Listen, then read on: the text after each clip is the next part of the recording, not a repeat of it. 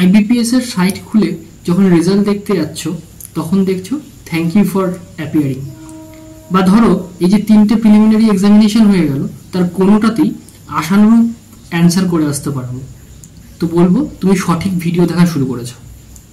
তো শুধুমাত্র তোমার কাজ হলো ভিডিওটা স্কিপ না করে শেষ পর্যন্ত দেখা। তো যারা চ্যানেলে নতুন তারা অবশ্যই চ্যানেলটিকে সাবস্ক্রাইব করে দিও, ভিডিওটা ভালো লাগলে একটা লাইক করে দিও। তো বলে রাখি যে যারা প্রিলিমিনারি এক্সামগুলোতে খুব একটা ভালো রেজাল্ট করতে পারছো না বা ক্লিয়ার হচ্ছে না, কোনো রকম ইমপ্রুভমেন্ট দেখতে পাচ্ছ না, তারা কি করবে। তো আজকে আমি সেরকমই কিছু গুরুত্বপূর্ণ টিপস তোমাদের দেব, কিছু গুরুত্বপূর্ণ পয়েন্টের কথা বলবো, যেগুলো যদি তোমরা ফলো করো তাহলে প্রিলিমিনারি কিন্তু খুব সহজেই তোমাদের ক্লিয়ার হয়ে যাবে।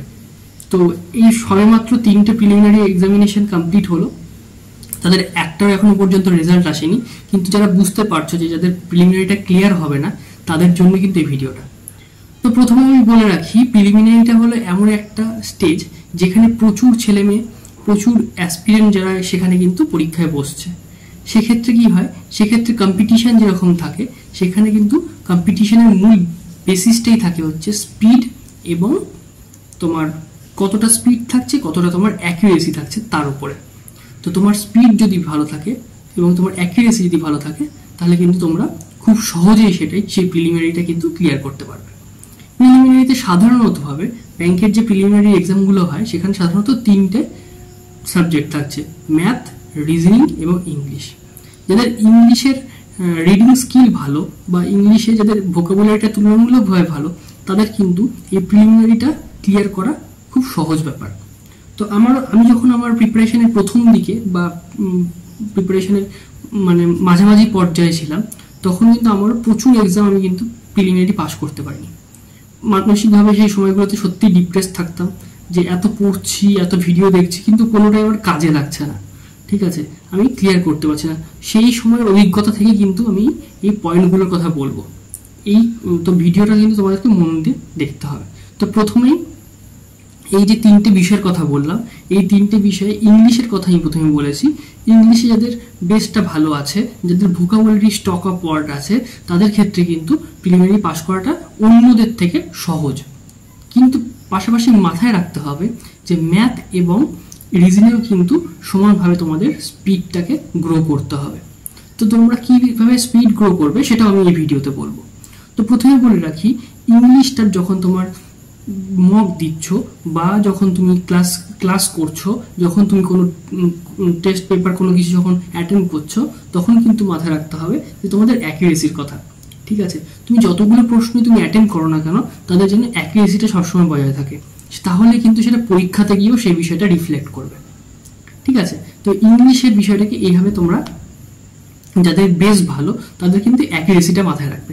আর যাদের ইংলিশের বেসটা ভালো নয় কিন্তু যাদের হয়তো স্টক অফ ওয়ার্ডটা সেরকম নেই, তাহলে তারা সেগুলো কীভাবে ধাপে ধাপে সেটা গ্রো করা যাবে, ধাপে ধাপে সেটা ইমপ্রুভ করবে, সেটাও কিন্তু আমি এই ভিডিওতে বলতে চাই। তো প্রথমে কি করবে, তোমরা তোমাদের একটা নিউজ পেপার বা ধরো তোমাদের রিডিং স্কিলটাকে ইমপ্রুভ করার জন্য বিভিন্ন আর্টিকেল বলো, সেগুলো কিন্তু তোমাদের দৈনিক পড়ার অভ্যাসটা তৈরি করতে হবে। সেখান থেকে তোমাদের স্টক অফ ওয়ার্ড বাড়বে, ঠিক আছে। তো এই কথাটা প্রত্যেকটা ভিডিওতে সবাই বলে, কিন্তু সেখানে পড়ার অভ্যাসটা তৈরি হবে কীভাবে সেটা আমি বলছি। প্রথমের দিকে তোমাদের যাদের যে টপিকে ইন্টারেস্ট থাকে, ঠিক আছে, সেটা খেলা হতে পারে বা বিভিন্ন খবর হতে পারে, সেই জায়গাগুলো স্পেসিফিক্যালি সেই জায়গাগুলো পড়ে তোমাদের ভালো লাগাটা তৈরি করো, ঠিক আছে। তারপর দিনের পর দিন যখন তুমি সেই বিষয়টা নিয়ে পড়তে থাকবে তখনই কিন্তু তোমার সেই নিউজ পেপার পড়ার অভ্যাসটা তৈরি হবে। তখন কি করবে, তখন তুমি সেখান থেকে ফিনান্সিয়াল সেক্টরের উপর বেস করে যে আর্টিকেলগুলো থাকে সেগুলো পড়ো। সেগুলো পড়লে কি হবে, তোমার কারেন্ট অ্যাফেয়ার্সটাও যেমন তৈরি হবে, ফিনান্সিয়াল নলেজটাও তৈরি হবে এবং পাশাপাশি কিন্তু তোমার স্টক অফ ওয়ার্ডটাও বাড়বে, যেটা কিন্তু তোমার মেন্স বা প্রিলিমিনারির ক্ষেত্রে কিন্তু সেটা খুব হেল্প করবে ইংলিশের ক্ষেত্রে।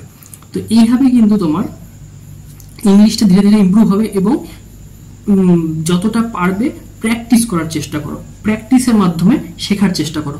প্র্যাকটিসের মাধ্যমে শিখতে গেলে কিন্তু অনেক বিষয় থাকে যে প্র্যাকটিস করতে করতে আমাদের অনেকটা আয়ত্তে চলে আসে, যে হয়তো আমরা সঠিক গ্রামাটিক্যাল নিয়ম জানি না, হয়তো আমরা সঠিক মানে বলতে পারবো না, কিন্তু কিছুভাবে যেন শব্দগুলো পড়ার মাধ্যমে বা প্র্যাকটিস করার মাধ্যমে আমাদের কানের মধ্যে যেন সবসময় মাথার মধ্যে কাজ করতে থাকে। হয়তো আমরা সঠিক গ্রামাটিক্যাল হয়তো নিয়ম বলতে পারবো না, কিন্তু আমাদের মনে হচ্ছে যেন মনে হয় বা আমাদের কানে মনে হয় যেন মাথায় সেই জিনিসের উত্তরটা যেন বসে থাকে। ঠিক আছে, তো এই জিনিসটা কিন্তু অনেক ক্ষেত্রে হেল্প করে। ঠিক আছে, তো এই বিষয়টার দিকে তোমাদের কিন্তু নজর রাখতে হবে। এবার চলে আসি আর দুটো বিষয়, অর্থাৎ রিজনিং আর কোয়ান্টের যে পোর্শনটা রয়েছে। রিজনিং এবং কোয়ান্টের ক্ষেত্রে প্রিলিমিনারি লেভেলের যেটা মূল বিষয় থাকে সেটা হচ্ছে স্পিড। এই স্পিডের কথা সব জায়গায় বলছে, কিন্তু স্পিডটাকে ইমপ্রুভ আমি করবো কি করে? শুধুমাত্র আমি প্র্যাকটিস করে যাব তা নয়, প্র্যাকটিস তো করতেই হবে। প্র্যাকটিস না করলে কোনো কিছুরই ইমপ্রুভ হবে না। প্র্যাকটিসটা করতে হবে কীভাবে? With timer. আমি এর আগেও বলেছি, যারা আমার ভিডিও ফলো করো তারা কিন্তু দেখতে পাবে যে আমি এর আগেও বলেছি যে টাইমারের সাথে যদি কোনো কিছু প্র্যাকটিস করা হয় তাহলে কিন্তু অটোমেটিকভাবে তার স্পিডটা ধীরে ধীরে ইমপ্রুভ হতে থাকে। তোমার মাথায় একটা প্রেশার তখন কাজ করবে যে আমাকে আরও তাড়াতাড়ি সলভ করতে হবে, আরও তাড়াতাড়ি সলভ করতে হবে, তখনই কিন্তু তোমার স্পিডটা ইমপ্রুভ হবে। ঠিক আছে, এটা রিজনিংয়ের ক্ষেত্রেও যেমন সত্যি, সেটা কিন্তু ম্যাথমেটিক্সের ক্ষেত্রেও সত্যি। ঠিক আছে, তাহলে এই যখন আমাদের এই দুটো সাবজেক্ট এবং 3 নম্বর সাবজেক্ট ইংলিশটাও যখন ইমপ্রুভ হবে, অটোমেটিকভাবে তুমি দেখতে পাবে তোমার মকেও সেটা রিফ্লেক্ট করবে। মকেও তোমার মকের স্কোরও ধীরে ধীরে ধীরে ধীরে বাড়বে।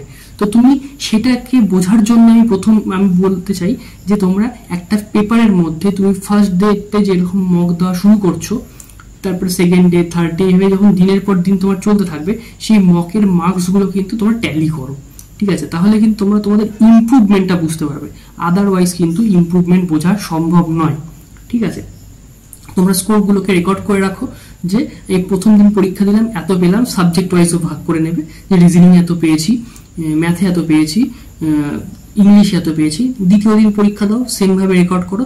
এইভাবে দিনের পর দিন যখন যাবে তুমি দেখতে পাবে যে তোমার স্কোরটা অটোমেটিকভাবে ইমপ্রুভ হচ্ছে, যেটা কিন্তু তোমাকে তোমার পরবর্তী যে আপকামিং যে এক্সামগুলো আসছে, SBI এক্সাম আছে, এখন IBPS PO বাকি আছে, তো ভেঙে পড়ার কিছু হয়নি। ভেঙে পড়লে কিন্তু চলবে না, এই পরীক্ষাগুলোতে কিন্তু সেই বিষয়টা রিফ্লেক্ট করবে। যারা ভাবছো যে আমার এই তিনটে পরীক্ষা খুব খারাপ হলো, আমার প্রিলিমিনারি হবে না, তো তাদের জন্য বলবো সামনে যে আপকামিং এক্সামগুলো আসছে, যেগুলো নোটিফিকেশন অলরেডি তোমার PO নোটিফিকেশন আছে, তারপরে হচ্ছে SBI আসবে, তো সেগুলোর ক্ষেত্রে কিন্তু তোমার খুব ইমপ্রুভ করার জন্য কিন্তু সেই বিষয়গুলোকে তোমার মাথায় রাখতে হবে। তো আমি বলবো যে এইভাবে যদি তোমরা স্টেপ বাই স্টেপ ফলো করতে পারো, তাহলে অটোমেটিকভাবে তোমাদের কিন্তু প্রিলিমিনারিটা ক্লিয়ার হবে। তো যারা এই ভিডিওটা দেখলে তাদেরকে বলবো যে তোমরা তোমাদের কমেন্ট সেকশানে তোমাদের বর্তমান কি জায়গায় রয়েছে, তোমাদের কি কি প্রবলেমস রয়েছে, সেগুলো কিন্তু কমেন্ট করে জানাও।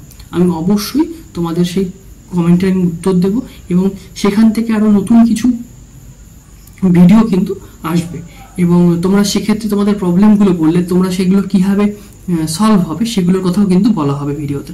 তো আজকের এই ভিডিওটা এই পর্যন্তই। ভিডিও ভালো লাগলে একটা লাইক করে দিও, আর চ্যানেলে নতুন হলে সাবস্ক্রাইব করে দিও। দেখা হচ্ছে নেক্সট ভিডিওতে।